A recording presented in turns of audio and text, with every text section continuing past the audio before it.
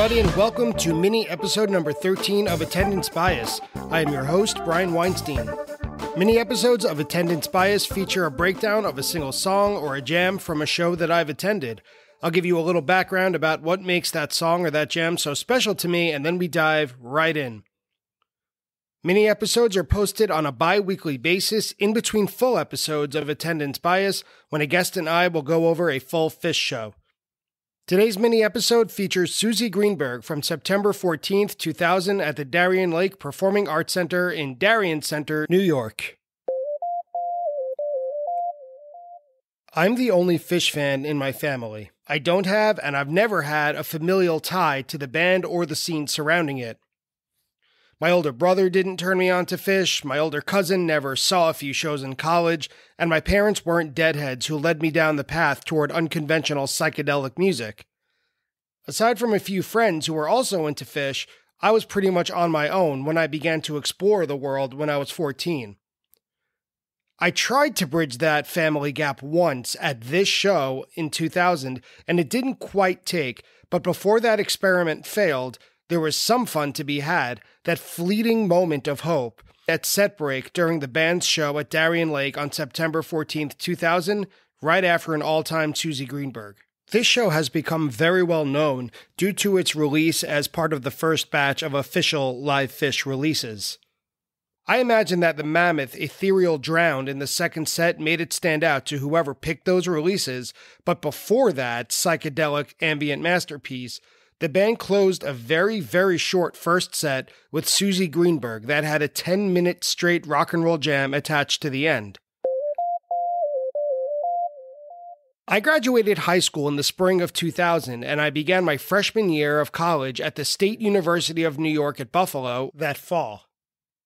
My older brother, Scott, was beginning his senior year at UB at the same time. Other than being college students at the same school, we had virtually nothing else in common. As the school year began, it was a really nice coincidence that Phish had a show scheduled for their fall tour at Darien Lake, a 25-minute drive from campus. I had to go, and Scott had no interest in Phish. He didn't, and he still doesn't care for their music. He doesn't care for the scene, the stereotypes he pictures, or anything else involved with the band. However, he did have one very important puzzle piece regarding this show. He had a car, and I didn't. So I made an offer. I told Scott I would buy him a ticket and he would provide a ride to the show. I thought it was a fair deal because, as disinterested as he was in Phish, he heard enough about the lot scene that he figured he should experience it at least once. So he agreed to that offer. He gave me a bunch of money to get tickets for himself and 2 or 3 of his friends. Whether or not he ended up liking the music, we were all in it together. So on a cloudy and overcast day, we got to the lot. It was me, a 17-year-old freshman who had just arrived on campus about 2 weeks prior, and then him and his friends, a group of 21-year-old seniors who were just starting their farewell year of college. The funny part is that, while they're completely familiar with school and the surroundings, here in the lot, I was the pro. So we cruised Shakedown Street with a beer or two, and everyone was having a great time during this pre-show entertainment, because this was unlike any party my brother and his friends had ever seen. We were really having fun, but things were more than a little sketchy. I particularly remember a glassy-eyed, dreadlocked, shirtless Wook walking up to me and asking where the porta potties were. I had no idea, so I just kind of pointed in a random direction and said, "I don't know, man, maybe over there?" He made eye contact with me and coughed, "Thanks," before he reached out a fist and said, "For your troubles," with a little giggle. He dropped a little pink pill into my hand. Now, I'm a cautious drug taker by nature, but I would have to have serious judgment problems to consider taking some weird, unlabeled, unmarked pink pill that came from a Wook who just crawled out of the muck. The anecdote is what reminds me of the atmosphere in Phish World at the time. It's reflective of what led the band to take their hiatus. It was announced just a few weeks later in Las Vegas. Things were fun, no doubt, and the music was very good most of the time, but there were some very gloomy situations in the scene, and you didn't have to look very far to find them. I mean, one example literally walked up to me and dropped it into my hands. The band was just getting too big, and the scene was getting frayed along the edges. It wasn't for everybody, and it was sometimes hard to digest. This aspect was also reflected in the music that night, especially in that second set. Darien Lake Performing Arts Center is a huge tent with a lawn in the back. It's not the same as every shed you've ever been to. The ceiling is very, very high, and the reserved area goes very far back. So the high ceilings of this tent create this sort of cavernous echo, so the sound comes from the stage and swirls. On this night, that would be a great asset, because the band played an experimental masterpiece in that second set, but first things first. The first set got off to a really inspired start with Punch You in the Eye, and Trey's guitar effects benefited mightily from the venue's huge sound. Carini got just enough out there to tease the crowd, but the major highlight of the set was the ending Suzy Greenberg, when the band got so into it that they weren't ready to end the set at the end of the song. Instead, they added a 10-minute rock jam that made it one of the best Suzy Greenbergs ever. Suzy started as a straight segue from the Okipa ceremony. As any deep Phish fan knows, this is a traditional pairing, although this was the first time the band had done it since the summer of 1998 in Lakewood, and they wouldn't do it again until 2004 in Brooklyn. Listening back to the audience recording, I automatically noticed two things. First, the music feels more energetic than usual. Second, the huge sound. I don't know if this show was sold out, but you can hear that all four instruments are already swirled together and blended by the time the sound reaches the audience mics.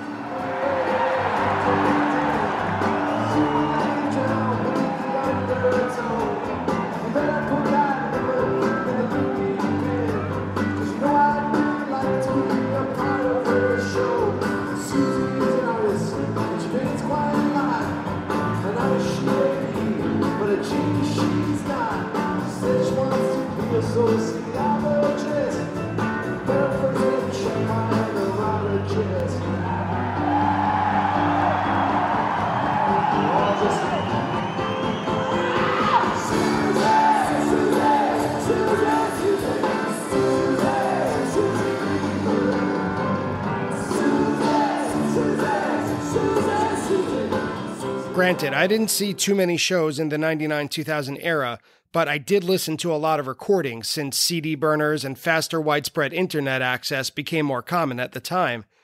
Even though my favorite shows were from 5 or 6 years in the past, like 1995, I was able to hear the most recent tours literally days after they were played. For people who were used to on-demand Phish, this is really a major game changer. It's hard to explain how crazy it was that you can use your computer to listen to songs right after they were played, literally within a week. Sites like nugs.net and links from Andy Gadiel's Phish page really changed the way that I listened to the band. And they were capable of musical genius at the time, no doubt, and killer jams all over. It still felt like they were missing something. I think that my finger landed on playfulness as the word. In 1994-95, those were my favorite years because the band was not only musical savants, but they also had a huge sense of humor that came through in virtually every show. I thought that was missing from a lot of late 90s shows, and that's part of what made me fall in love with them in the first place.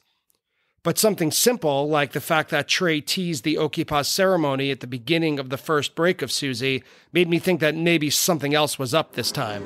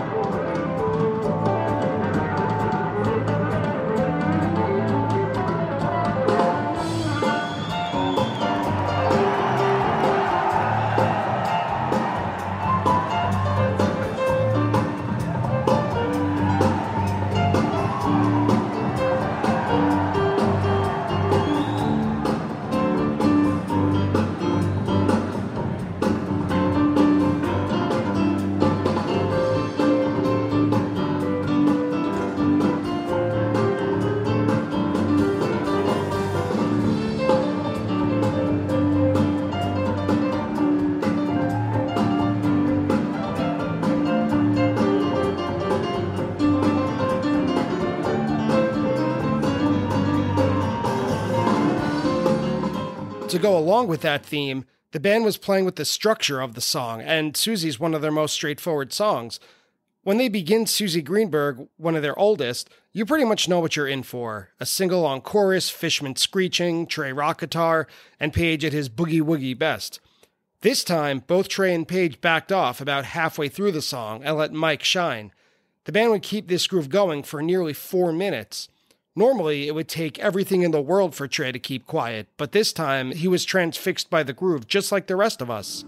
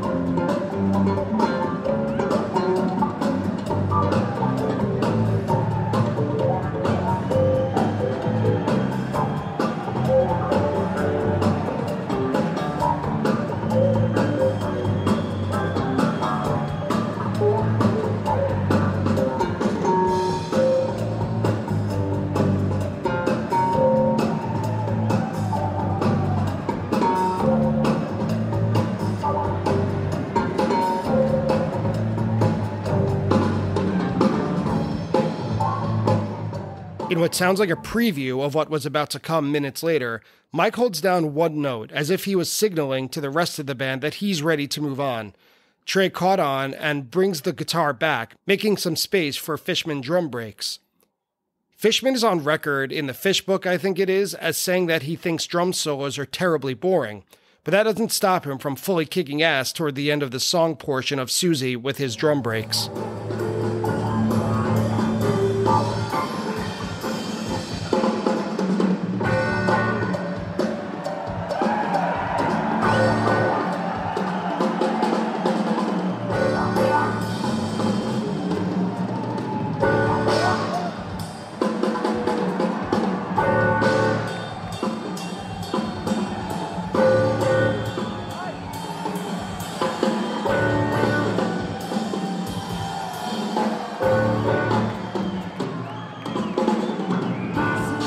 The band slows down to end the song very soon after that short jam, but they weren't done just yet. They extended that fun Suzy jam for about another 10 minutes at the end of the set. One might say that they were inspired and not done kicking around those 3 chords. Personally, I'm a little more cynical. I think that someone glanced at the clock and realized that the set had only been about 45 minutes up to that point. Set times toward the end of 1.0 fluctuated very wildly. It wasn't like now when you can reliably look at your watch and count the set times and know exactly when they would start and end. But set times back then, they could go an hour and a half, or they literally could go like this one, an hour and 2 minutes. Just the same, 45 minutes or an hour would be a drastically short amount of time for a set. So it wasn't surprising that Suzy didn't end the set, but it was very surprising that they extended that song for another 10 minutes just for a straight-up rock jam. It started with the usual groove, and no one was ready to take the lead.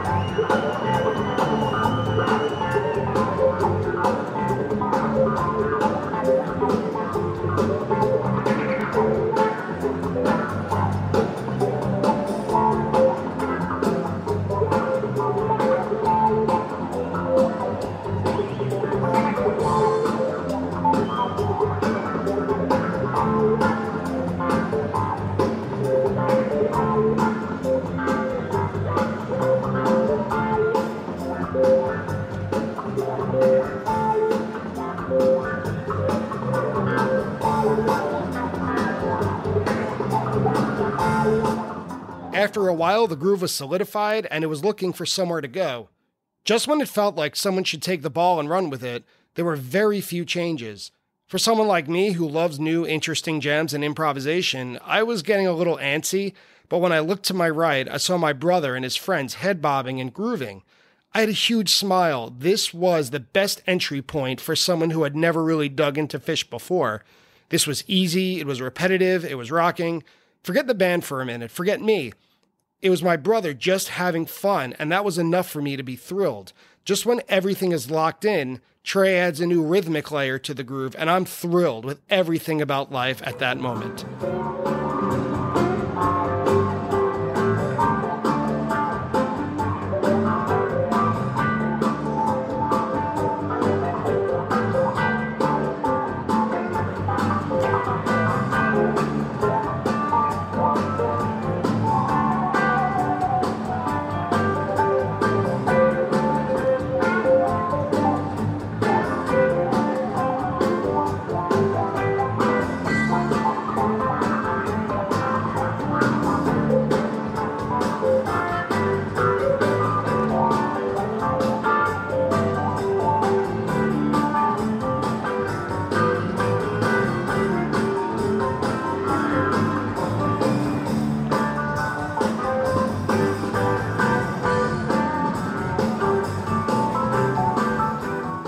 So many guests have picked Phish shows from 1999 to discuss for this podcast, and as I listen to more and more late 1.0 shows, it's become obvious that one of the band's greatest talents during that era is their control of group dynamics. In this very special jam, the energy builds and builds without the audience even realizing that we've reached a new peak until we actually arrive there. The subtleties of this peak and this jam, they aren't as apparent as it is on the soundboard, but the energy is undeniable no matter how you're listening.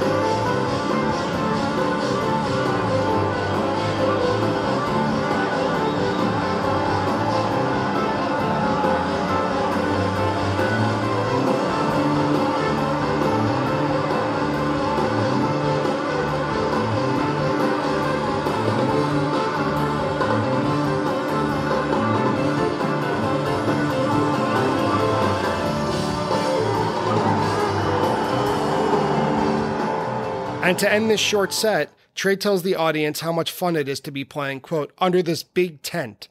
And the crowd is ecstatic. After the set, I asked Scott how he felt and what he thought. He was gushing. I'll never forget it. He was gushing about how awesome the set was. He was all jazzed up.